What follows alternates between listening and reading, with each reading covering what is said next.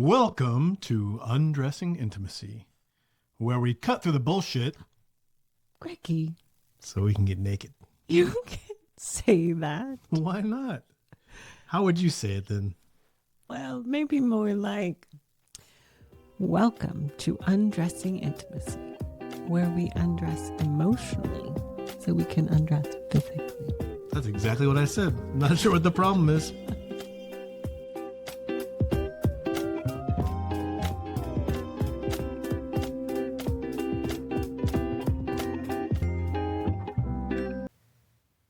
Welcome to episode number 86. We are so glad you're here. Now listen, one of the best parts about doing this podcast and also being so involved in people's marriages is we get to spend our time studying, learning, delving into the topic of marriage. And when we do this, every once in a while, Amy and I start seeing these trends, these patterns that are very interesting to us. We've had one come up recently about the way that we connect with people in this modern age. With the emergence of technology, so many apps, ChatGPT, AI, we're seeing a difference in not only how we relate to ourselves, but how we relate to each other.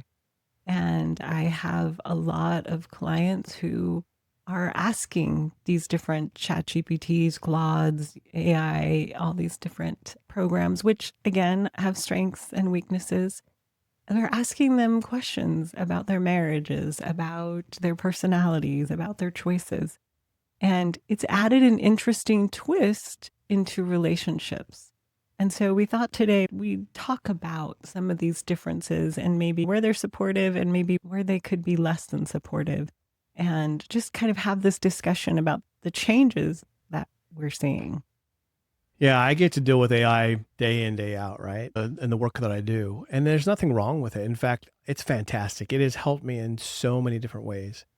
But these models are trained to be a little narcissistic in themselves. They always want to give you the right answer. And they always want to give an answer that makes you give you that thumbs up. Have you ever noticed on the models? There's always a thumbs up and thumbs down when you get a response. So you can say, yeah, this was a great response. This wasn't such a great response. And usually the models ask you little details. Well, why wasn't it great? Was it because it gave you the wrong content? What was it? Programmers are smart. Technology people are smart. If they're going to tell you the thing that lifts up your ego and gives you the best result of feeling about yourself, what are you going to get? You're going to get the thumbs up, right? And so these models are narcissistic in general. They're made to answer in the most positive light possible to you. So maybe validating. They're made to be validating of you, validating of your choices, validating of your opinion.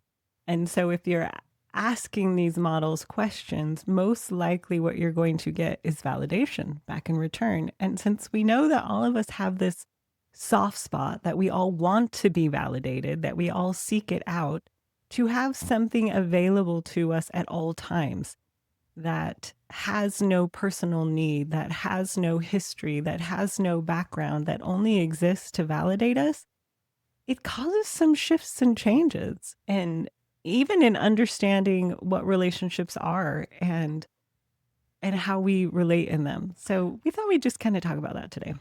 Now, it's interesting because I think there's very good usage for this in your marriage relationship. Let me give you one example, real example of one of our clientele. We have a client that loves data. He loves it. That's what he thrives on. I kind of understand it because I like a little bit to myself. I might lean towards that. I thought I was going to go get my master's degree in data science at one time. And I just love it because for me, I could answer questions that no one else could answer. I had this saying, I said, numbers don't lie. People lie about numbers. So like when you got the actual facts and the data, you had what was true. Now people like to twist those any way they want to make the perspective they want and to sell whatever they're selling or make it look like what they want to. And so they'll lie about those numbers all the time. But he was able to take all of the emails that Amy had sent him in these coaching. So one of the things that Amy does that is wonderful, by the way, and I'm not trying to pitch you here, but I'm pitching you here. Her coaching calls are fabulous because they change lives, but you almost get a 2-for-1er for her. And I try to do this, but I'm not quite as good as Amy is. Well, she'll go back and she'll recap what happened in that coaching call. Now, you could record it and have AI give you a transcript, But that's not what she does, because she doesn't go and just summarize what happened in that call. She goes back and she thinks about it, and she gives more personal insight after the fact, after she's taken copious notes about what happened, where she said she can say, these are the things that we talked about, and here's some more insights about it. So it's almost like you get another coaching call. We get people coming to us and saying these are as powerful, almost more powerful than the actual coaching sessions, because I can go back later and I can look over them and I can glean things out of them that I didn't get at the time. This client liked to be talk about being in the hot seat. He was always sitting in the hot seat, right? And I'm sure when you're sweating and sitting in the hot seat, there's going to be things that you miss, and this just allows them to do that. So sorry for the pitch, but there's the pitch. Go get coaching from Amy. She's amazing. But what he was able to do was he was able to take all these email recaps and he was able to put them in to ChatGPT or whatever model. I can't remember what model he used. We like to use Notebook LM because it encapsulates and only lets AI use that. It can't go out in the world and start hallucinating on things that aren't in that source. And he said, hey, I want some recaps and I want to understand my journey through coaching. And it was fabulous. It was so insightful to be able to see where he'd come from, the topics that he'd learned, when he had grown, when he had recessed back into some of those topics, some of the answers to get him out of them. And it was a really powerful tool. So there's a great example of how to use AI so effectively to be able to help your marriage, because it did give him a greater insight. It did help him, but he was asking the question of the data he had already. He wasn't going in there and saying, tell me why my wife doesn't like me because I'm such a great guy. And the AI is saying, you are such a great guy. That's how it would just respond. That's how it responds. And then it will tell you how much you're a great guy and why. And that is not helpful.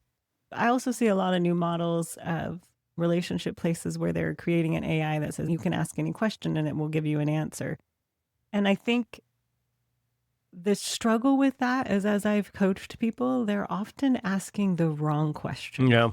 They don't know what it's the smoke, right? I think they're often blind to what they really would be helpful to ask. And so if you put in the wrong question, then you get maybe a very helpful answer for that question, but it's not actually the question that's helpful for you or really will move you forward. And so that's one of those areas where you see AI can do amazing things, but also it can't point out to you, hey, I don't think that's the right question, because it's not getting the feedback that a human being sitting, listening, that has experience says, that is a question to ask, but is that the helpful question? Or is that question you being blind to what's really happening, or you blaming instead of you seeing your part? And so that's sometimes where these AI models can point us in the wrong direction and get you even farther down the wrong path. They've answered the question you've asked, but it's the wrong question. Yeah, it's interesting. And maybe if we go back a little bit about our journey through coaching, this could help see patterns, maybe pull back the curtain and give you a little insight of what happens when you coach someone. When you're learning how to coach, what you're really learning to do is ask good questions and listen. Because the problem is, if you come up with your only answer at the beginning and you're going to push your own agenda on somebody, it doesn't change their lives. One, because it's you trying to say this is what you need to do. And two, it may not be the right thing that you need to push on. So I had an actual moment when I was doing coaching that Amy had listened to a bunch of my coaching. And I was like, I'm struggling here. Clients don't seem to be moving and stuff like that. And she said, well, do you want me to be honest with you or stroke your ego? I'm like, can you be honest and then stroke my ego? Do I get both?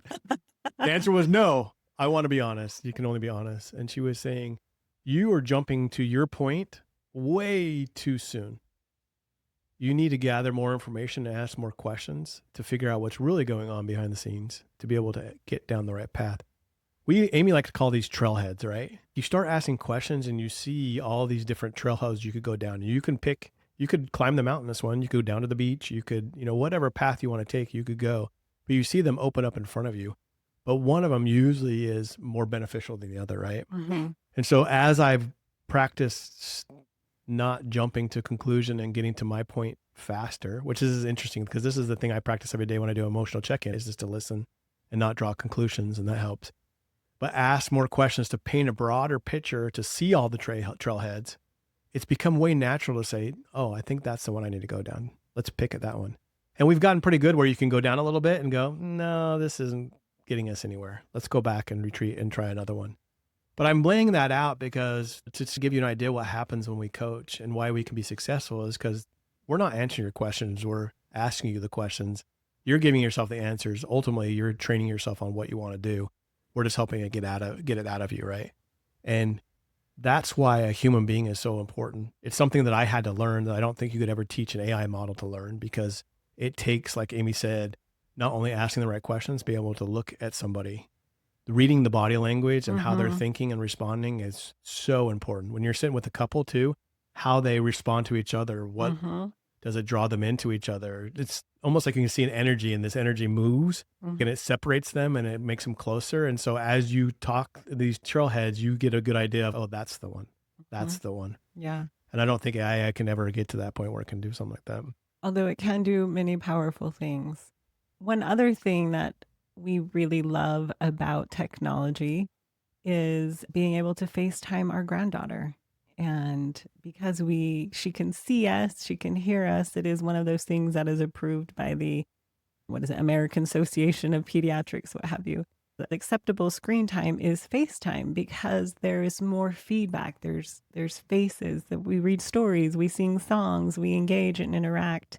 And that is helpful for her to see and hear us and for us to see and hear her. And so that is a huge benefit of technology that allows us to have more of that feedback.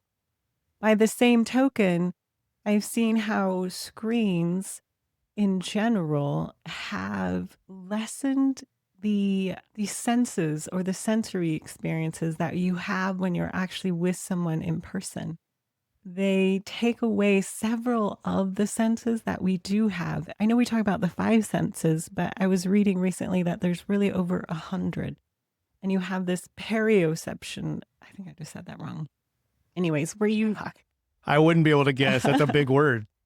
where you not only notice your five senses, but like how close someone is to you and the energy of that closeness, in addition to watching their eyes and their facial expressions and their body language and maybe you're smelling their cologne or their hair products or just the essence of their body. Every body has its own unique smell.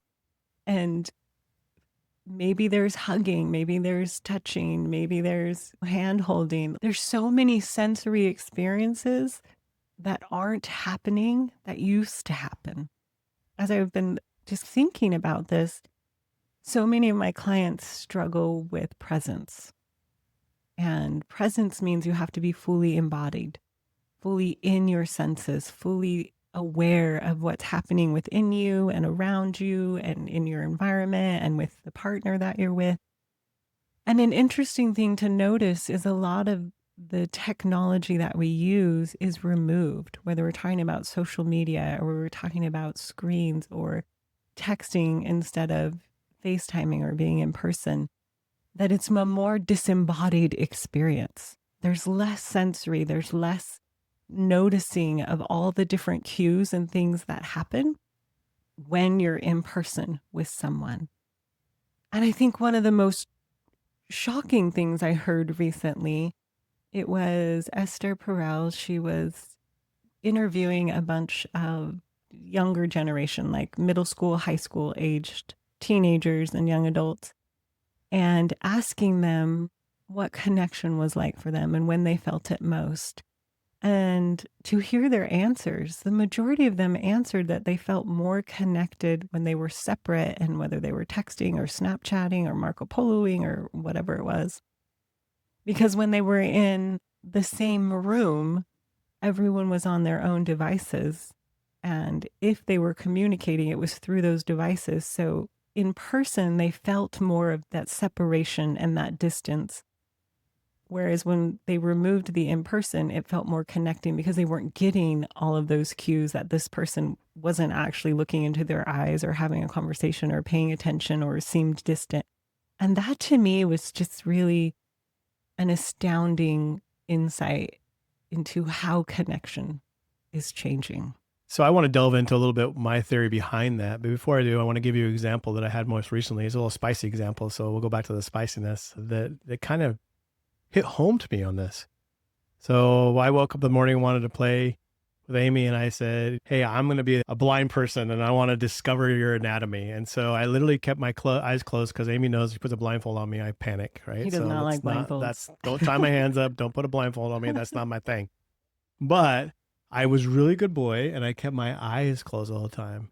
And we started kissing and it was really enjoyable. And I could get the feedback as I kissed Amy that she was enjoying this just from what was happening. But as we moved across the body and other places, I kept my eyes closed. The hardest thing was for me, it wasn't like I had enjoyed doing this to Amy hundreds of times. I was getting zero input from my visual sensory. So I didn't really know at this time whether Amy was like, this is the greatest thing since sliced bread. Let's keep doing this. Or she was like, I'm enduring this because Greg is playing this stupid game with me. I couldn't tell. And it drove me absolutely batty during the whole thing. And so it was a sign to me of how all the senses play together to help us understand what's going on in a situation. And when we remove some of that, our hands are tied behind our back, if we want to say that. Our eyes are blindfolded when we don't see that, and we can't get all that input. Now, why do I think this is so critical and crucial in an intimate relationship? We've talked about lots and lots. An intimate relationship requires risk. A good amount of it. There's no way around it. You cannot avoid the risk and truly be intimate. Can't do it. And that's the struggle that we have. We could probably go back to every single podcast we've done. And part of that podcast, we'll be talking about embracing the risk. Some type of risk we're asking you to embrace or step into, or discomfort or courage or vulnerability. All of those are risky. And that's what makes the intimate relationship different, right? Because you're risking it all on someone who has the agency to embrace it, to say, go away, I don't want any of it, to say, I like that part of it, but I don't like this part of it. And it's truly the most vulnerable place ever. So if we think about what technology does, technology in some ways put a buffer between that. It lowers some of the risk. If I'm just texting Amy, and you'll find yourself doing this, I'll do this too. If I have a hard thing to tell Amy, oftentimes I'll start with a text. Because if I'm texting Amy, I don't get any of the initial response. I can't see what her face looks like. I can't understand what's going on. You don't see my body language. Body language, so I can kind of throw it out there and remove some of the risk. It reduces that risk. And that's the same way if we communicate. And I think these kids sitting in that room are the same way, right? They were able to view the risk they had because they saw their friends on their phone and realized they don't really give a crap about me because they're busy with someone else. But when they're out of the room and texting, that friend could still be texting 5 other people, but they can't see it. And so they don't have the risk. So it gives them a false sense that they're having a connection with this person when they may not really be doing it. So to me, the issue that it causes is it buffers us away from the risk. And when I get down to it, we can't have intimacy without it. Right. And when we use technology as a buffer against that risk, we are going to lower our intimacy. I think there can be some good times that can allow some processing that might need to happen, right? But I think just in general, seeing that we're finding more ways through technology to try and escape this risk, and that is harming us in other ways. That is not allowing us to learn how to be embodied, how to be in the discomfort of a difficult conversation, or in the discomfort of seeing and reading your partner's emotional cues and learning to center yourself through that. Relationships have risk and they have some work in them. And some of these technologies, not all of them, but some of them are, like you said, buffering or lowering this risk or making them have less friction, when that friction is actually part of the intimacy. That's an important part. The good part. I talk about it. I've said this 100 times. Like, the differences between us and that friction we have is not the problem. It's us thinking that's the problem, and that we have to solve that, right? So when I delay that response and I text it to Amy, it might be good in sometimes to allow her to gather her thoughts without being put on the spot. But I've also found this, right? We've gotten really good at saying, I don't know what's going on. I'm trying to center myself. But in the end, we got to go through the bullshit. We just got to go through it, right? We do. We've had some doozies lately. Some doozies of things that have happened that haven't happened in years. We were cruising along for a couple of years thinking this is great. And we've hit that doozy. And in the middle of that, we have this new trick that's up our sleeves. It's, I don't know, I'm centering myself, which is a good thing. But I think we've come to be able to use it of, hey, I'm avoiding going through the real shit, right? And in the end, it's not going to lessen it. Like we think, oh, I'm going to be all centered and I'm going to have my part figured out, and that's going to lessen the blow to my partner. And it doesn't. It usually creates more anxiety in the situation as we build up to it, because your partner knows they're not getting the feedback, and they can hear like, hey, I'm centering myself maybe once or maybe twice. But after that, they can feel the deflection as you're not willing to go there. And then it gets them racing and thinking, oh, this is bad. Like, Right. this is So really bad. let me just pause here and say it is good to stop and center Yes. yourself. So if that got confusing in that message.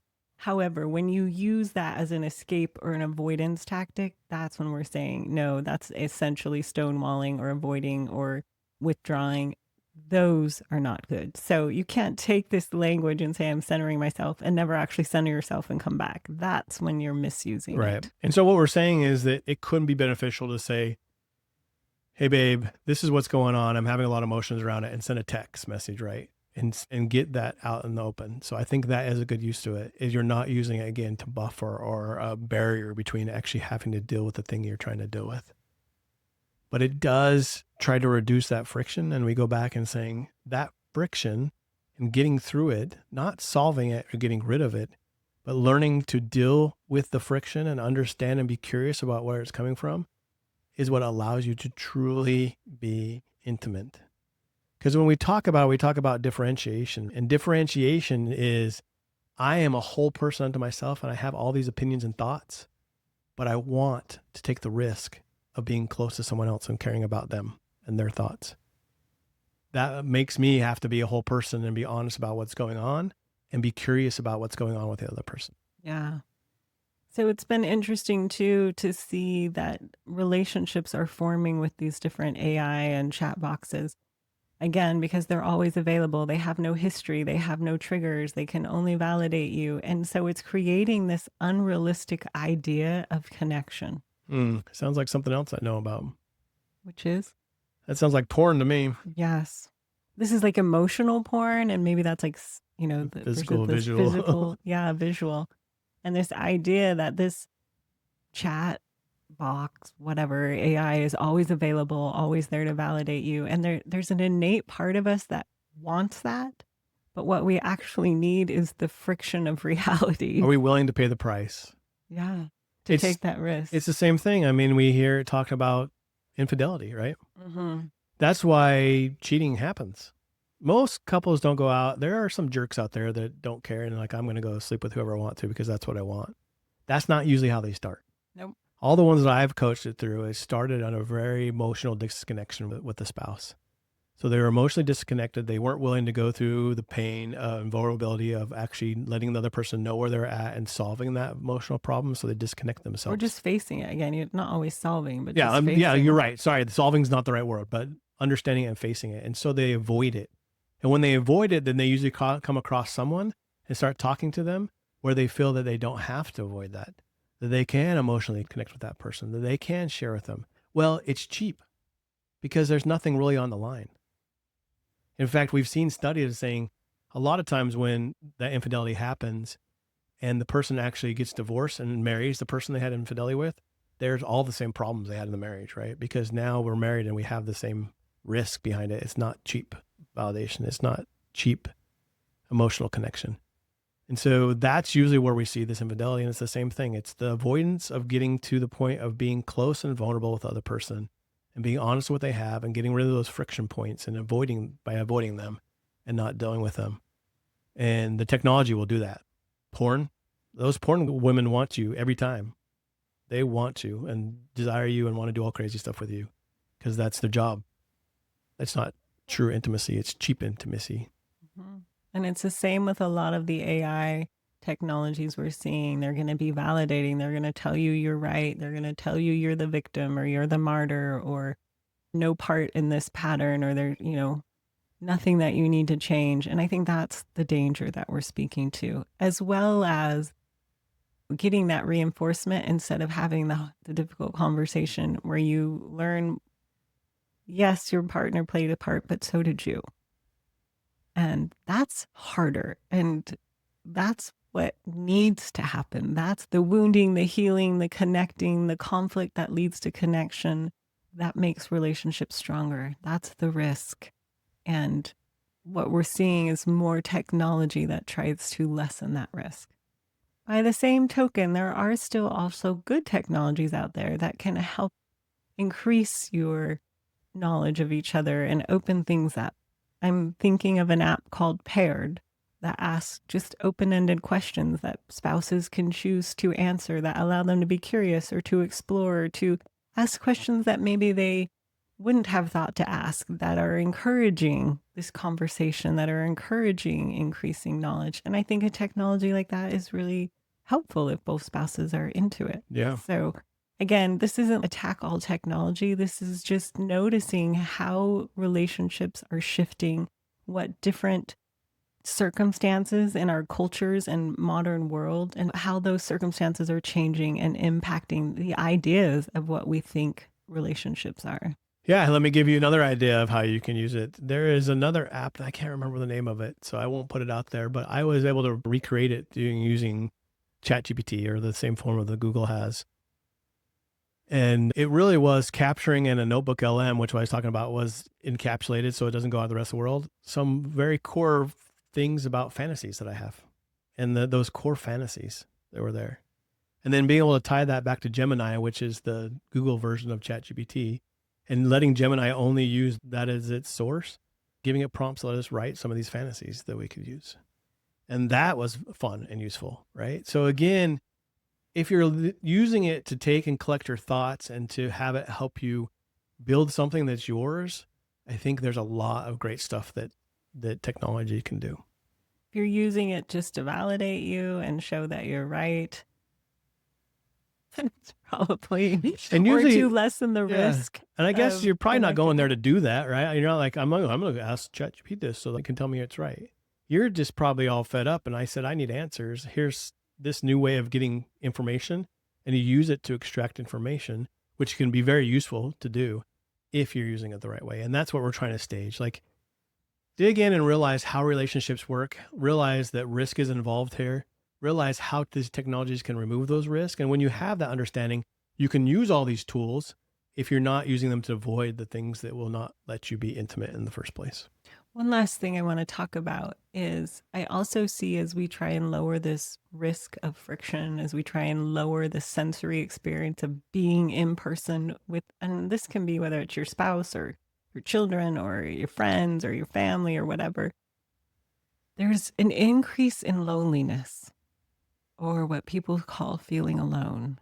And that loneliness is part of not taking the risk of stepping into that fully embodied experience, of the risk of being rejected, the risk of, Because the true connection really isn't there. and so I think just as knowing that, yes, you can walk into a room and everyone can be on their phones in that room, and yet you can still brave a conversation or engage in something to try and bring them out of the technology into that moment.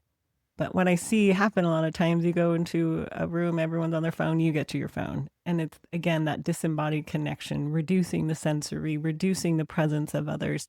And I think the cost of that is really a prevalent feeling of loneliness, even when we're in settings with people. The great thing about it is we talked through this and we had this conversation this morning and kind of delve into it before we got on with you to say what's going on here, and came up with some of these concepts that we'd been talking about in this podcast. I think it goes back to two of our major rituals that we talk about that help in this area. Both of them help dramatically in this area. The first is the emotional daily connection. And this, I guess, force isn't the word, because you never should be forced. But if you're doing this correctly, you're taking 10 minutes out of your day. 10 minutes, that's it. 5 minutes to listen to your spouse and all the emotions that they dealt with during the day, and 5 minutes to share with your spouse and all the emotions you dealt with the day. And there's nothing in the way. You're not on your phone. You're not reading something else, you're not looking somewhere else, you're truly connected. And I suggest that you're in close proximity with each other. You're Now, practicing presence and yeah, listening. And if you're being embodied, you might experience different sensations as you're sharing or right. as you're listening. That is part of it. And that is key, right? Because Hmm. what it has taught me the most, like it has taught me to share my emotions, and I'm grateful for that. But even more than that, it's taught me to deal with my own emotions as Amy shares hers. And if I'm disembodied and distracted, I'm not doing that. So I have to be engaged during that. Shutting up and saying nothing doesn't mean your mind goes wandering off about other things or you're not listening. It's truly listening to what your spouse has to say. And a lot of times it causes your own emotions to come up, and having to sit in those, embodied in that emotion, and be willing to go through that friction. Like we've Or been talking that about the friction. discomfort. I got Yeah. quotes if you're watching. Those listening didn't hear my Good quotes. air quotes. Going through that friction while you're listening. So the daily emotional check-in is a life-changing. It's learning to be in that discomfort and that honesty, as you call it, the friction, which if you're okay in emotional friction, guess what other friction starts to get better? Yeah, the physical stuff. And it was interesting because we had our first meeting, our first group coaching through our program, which we highly suggest you join Roommates to because it's soulmates and undressing amazing. intimacy. And this question came up: what are the things that have helped you in your marriage? And an emotional check-in was one of them. And they went around the room and they talked about those that were engaged in this emotional check-in fully and the benefits of it. We actually got to coach a couple around it, and pretty deep coaching about how it was important, what was important about it. But it was very fun to see those couples that were engaged in it and the impact that it had in their marriage. It truly had. So this is another way that it impacts your marriage. It allows you to be embodied and to look into the friction and be able to deal with that friction without avoiding it, without taking care of the risk. You are smack dab in the risk. You're there close to each other listening. There's no running away. There's no being aggressive and trying to defend yourself, because that's breaking all the rules, which Amy does all the time. I have to Ah, tell her not to break the I'm not a rules. rule But breaker. You are the rule she's breaker. not the rule breaker until it comes to this. I have to catch her all the time. I think also the risk of just being honest about what's happening in your body helps you be more embodied, or Yeah. the awareness of what's happening. Going to looking into your body and seeing how it felt. Okay, so during what the- happened and what just that awareness is a practice of being more embodied. And that's important because we live in a world that has more and more disembodiment practices. The second one, simmering, very similar. When you try to take away the vulnerability of physical intimacy and get rid of it, what do? You rush to outcomes. That's how you do it. So just as the technology gets in the way and reduces the risk and allows you to be more comfortable per se, it also reduces the ability to be able to truly connect, right? And when you do that in physical intimacy, you set out outcomes and exact steps to get there, and you rush to it. And that's the way you get rid of the vulnerability. Because if we go through these 5 steps and get to orgasm, then we've connected, then there's no vulnerability in the middle of it. There's no risk involved. I would say air quotes connected because it usually isn't. Well, that's what I'm saying. That's what you're trying. You're completed an thinking. act, You think that's what you're doing. but it's not that connecting. Just the way as if you use technology to do it, you feel lonely. Yes. I had lots and lots of sex where I felt completely alone. Yeah.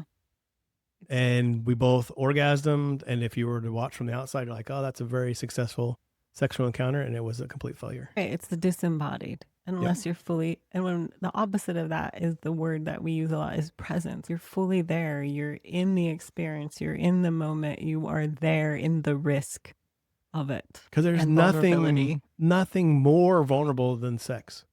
No. Nothing. No. Nothing. And so if we're not dealing with this vulnerability outside of it, when we go to actually have sex, it's not going to work.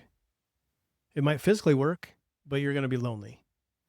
And so the practice of doing the simmering allows us to be close physically and get rid of the outcomes and be able to sit in that closeness and enjoy it. And that's it, period.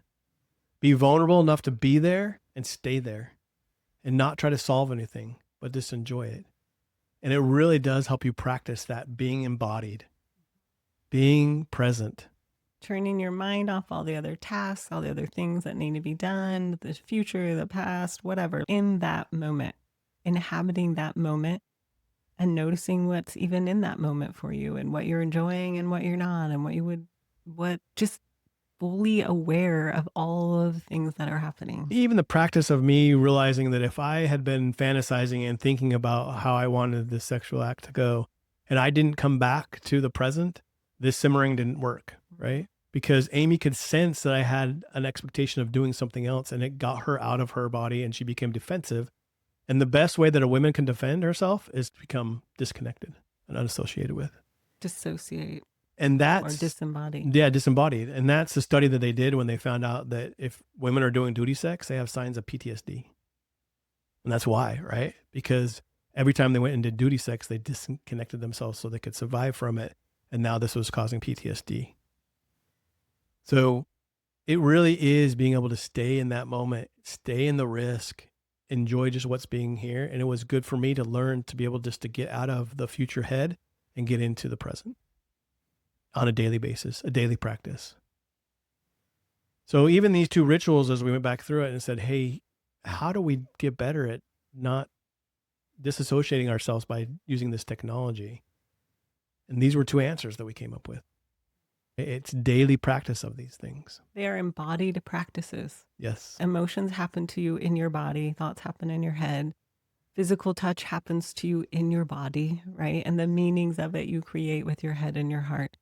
But being in these practices is about being embodied. And I think that's one of the reasons they're so helpful, is because a lot of our days and work, a lot of work is done now over screens, not in person. A lot of connection with families and friends is done through texting instead of in person. And again, there are some conveniences and good things about this. I'm not trying to destroy all technology. I'm just saying there's a lot of things that have brought us away from embodied experience. I talked about just a second ago, we have had a few doozies lately. I'm not sure where these came from, but maybe it was like life saying, okay, you think you got this? Let me throw this boulder at you, roll it down the hill and take it to you. What saved us, Amy? What saved us from these major issues that have come up in our marriage recently? Well, first, I just want to say life is about disruptions. And there's never this idea that you're going to arrive at a destination and not have disruptions from life. And so that's not the important thing. But what saved us was these rituals that brought us back to each other, back to our bodies, back to the honesty, and really rescued us from our regressive patterns and defense mechanisms that don't bring us together. And by the way, every day we have those challenges of these things coming up in our marriage and us learning how to get through the risk and navigate our differences.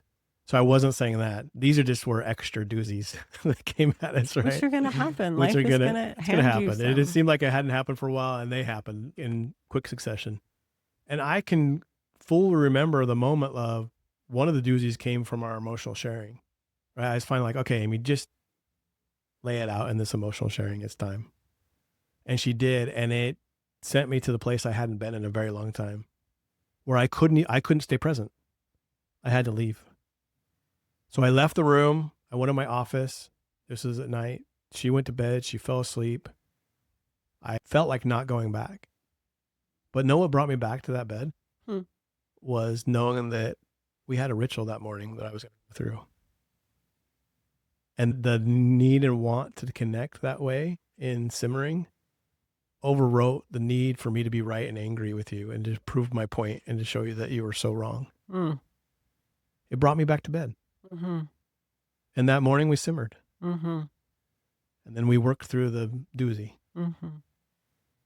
So this has truly saved us from these major risks that we were thrown into our marriage. And when we practice them daily, it can help us stop avoiding those risks and learn how to be embodied and to be intimate and to be close to each other. Because ultimately we want to be chosen and feel connected. And we can't do that when we have bufferings and things in the way. Yeah. I think just in general, there is a natural drift occurrent in life that pulls spouses apart. I don't think that either spouse is doing anything wrong. I think it is just the demands and the busyness and the schedules of life, of being alive, And so in order to find each other, to be in presence with each other, it takes intentional practices, which we call rituals, to daily find each other, because like a current in the ocean or a river, it will throughout that day pull you apart. I think that's why love is also a verb and a feeling. It takes actions to keep the feeling alive, right? So as you are drifting, which is normal life, and demands and challenges and maybe emotions and events and disruptions are going to pull you apart. Yes. And so it's those daily places you come back and find yourself and each other again that allow you to attune and to recommit in that love, right? That's both the feeling and the action. Listen, this has been a challenge for us over the years, and we're far from perfect from it, but we have tools that can help. And we know they can help because they helped us. They took us from somewhere we didn't want to be in a marriage to somewhere we want to be. And the problems that we faced when we didn't want to be that part of the marriage didn't go away. Some of them amplified. We are very more vocal with each other. We know exactly how each other feels. And so some of that seems more in my face today than it did back then. But we've been given the tools necessary to work through those. We want so desperately to share those tools with you. When we started this, it was just like, hey, listen, this worked for us. Come do this, believe me. But I can truly say now we've coached hundreds of couples, and we've seen it work for them. And we don't know what work means. Like, I'm not here guaranteeing you that you'll have the best, happiest marriage ever after this, because the other person has a choice. We have coached people that got divorced. We have coached people that avoided a divorce. We've coached people that had a stale marriage and now are thriving with intimacy. We have coached people that have decided that this is as thriving as it's going to get. This is as intimate as it's going to get. And this is what we've made a choice to do this. So we have a varying range, so we can't guarantee, but what we can guarantee is the tools are there to help you, and we can help you become the best version of yourself if you're willing to do that. And we will love to do that because we had people help us. So please come join us on langfordlifecoaching.com. There's a free consult button up there. If that's too scary, there's a couple other ways to engage with us. Join our email list. We have our program that will allow you to engage with us with all this information and then have group coaching, which is a great, affordable way to be able to engage. Or we also have our private coaching that's one-on-one, where I coach spouses individually and together to help support them on their journey to strengthening themselves and their marriage. Yep. And even once in a while, if you're special, we'll coach together. Yeah, every once in a blue moon. We've been asked. We've done it. It is fun. When Amy and I do the group coaching, I really enjoy it because we have our total different perspectives and we start asking the questions, and I know where she's going, right? When I talk to you about how it worked, I can see the trailheads she's opening up. And sometimes she'll scan past one and I'll go, hey, what about that? All right, let's go tug on that a little bit. And so we do play off each other pretty well, and it's kind of fun, but not the normal thing. But that's fun with group coaching. A lot of times you get both of us. Yep. All right. Thank you so much. This has been a pleasure to be able to talk about this. We've learned a ton just talking about it. And I've seen my weaknesses of how I use technology probably in a poor way and that I can improve. So I'm going to go work on that. And until next time, keep undressing your intimacy. Bye-bye.